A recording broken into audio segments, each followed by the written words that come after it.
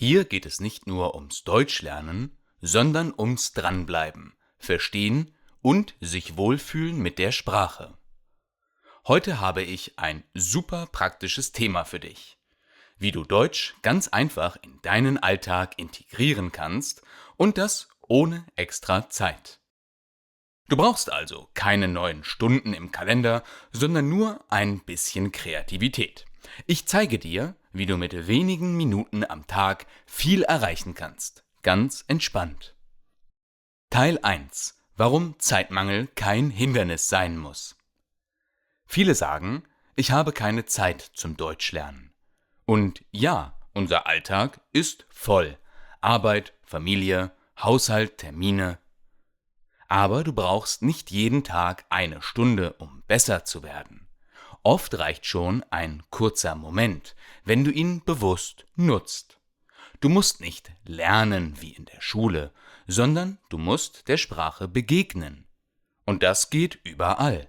Im Bus, im Badezimmer, beim Kochen, beim Spazierengehen. Teil 2. Was bedeutet integrieren überhaupt? Integrieren heißt, Deutsch wird Teil deines normalen Lebens. Nicht zusätzlich, sondern nebenbei. Das kann bedeuten, du hörst Deutsch, während du etwas anderes tust. Du liest ein paar Worte, anstatt zu scrollen. Du sprichst mit dir selbst, ohne dass es jemand merkt. Es geht darum, dass du dranbleibst, ohne dass es sich anstrengend anfühlt. Teil 3. 10 Ideen, wie du Deutsch in deinen Alltag einbauen kannst.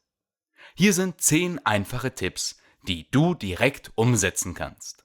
Erstens. Wechsle die Sprache auf deinem Handy oder Laptop auf Deutsch. Du siehst jeden Tag Menüs, Nachrichten, Apps. Warum nicht auf Deutsch? Du wirst ganz automatisch neue Wörter lernen.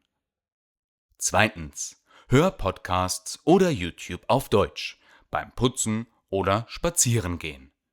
Nutze Zeit, in der dein Körper beschäftigt ist, aber dein Kopf frei ist.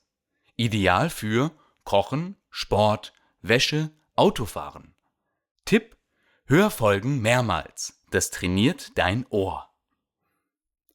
Drittens. Lies kleine Texte, statt auf Social Media zu scrollen.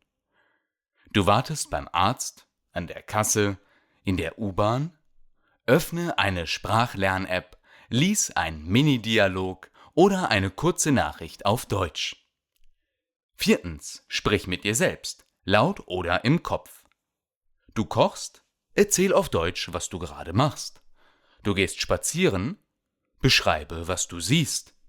So trainierst du Grammatik, Satzbau und Denkweise, ganz ohne Lernzettel. Fünftens. Kleb Wörter auf Gegenstände zu Hause. Schreibe zum Beispiel der Kühlschrank, der Spiegel, die Tür auf einen Zettel und klebe ihn hin. So lernst du Vokabeln jedes Mal, wenn du daran vorbeigehst. Visuelles Lernen. Sechstens. Schau Serien mit deutschen Untertiteln. Wenn du abends Netflix schaust, schaue Filme oder Serien auf Deutsch mit Untertiteln. So bekommst du ein Gefühl für natürliche Sprache. Siebtens. Schreibe deine To-Do-Liste auf Deutsch. Egal ob digital oder auf Papier. Milch kaufen, Mails schreiben, Wäsche waschen. Auf Deutsch geschrieben ist gleich ein kleiner Lerneffekt dabei. Achtens. Stell dir eine tägliche Mini-Erinnerung. Zum Beispiel 5 Minuten Deutsch um 12 Uhr oder ein deutsches Wort am Tag per Push-Nachricht. Das schafft eine Routine ohne Stress. Neuntens. Lies laut, auch nur kleine Sätze. Nimm ein Buch oder Online-Artikel und lies 3 Sätze laut vor. So trainierst du Aussprache, Intonation und Selbstsicherheit beim Sprechen. Zehntens. Nutze Wartezeiten. Du stehst in der Schlange, im Bus, mach ein kurzes Vokabelquiz, hör ein Mini-Interview, lies einen Witz auf Deutsch. Jede Minute zählt. Teil 4. Kleine Gewohnheit, große Wirkung.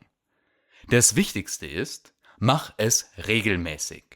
Lieber täglich 5 Minuten als einmal pro Woche eine Stunde. Warum? Weil unser Gehirn Wiederholung liebt. Je öfter du Deutsch nebenbei lernst, desto normaler fühlt es sich an. So wird Deutsch Teil von dir, nicht nur ein Fach, das du lernen musst. Also, ganz ehrlich, du hast mehr Zeit, als du denkst. Du musst sie nur anders nutzen. 5 Minuten hier, 2 Minuten da. Ein Lied, ein Satz, ein Gedanke, das reicht. Jede Begegnung mit der Sprache ist ein Schritt. Und viele kleine Schritte führen dich irgendwann genau dahin, wo du hin willst. Was machst du, um im Alltag Deutsch zu üben? Hast du einen Tipp, der dir hilft? Schreib es mir gern in die Kommentare und hilf auch anderen Lernenden damit. Wenn dir diese Folge gefallen hat, dann abonniere den Kanal, teile den Podcast mit einem Lernbuddy und sei beim nächsten Mal wieder dabei. Bis dahin, sprich, höre, lies, auch wenn es nur ein paar Minuten am Tag sind. Du machst mehr Fortschritte, als du denkst. Tschüss und bis bald.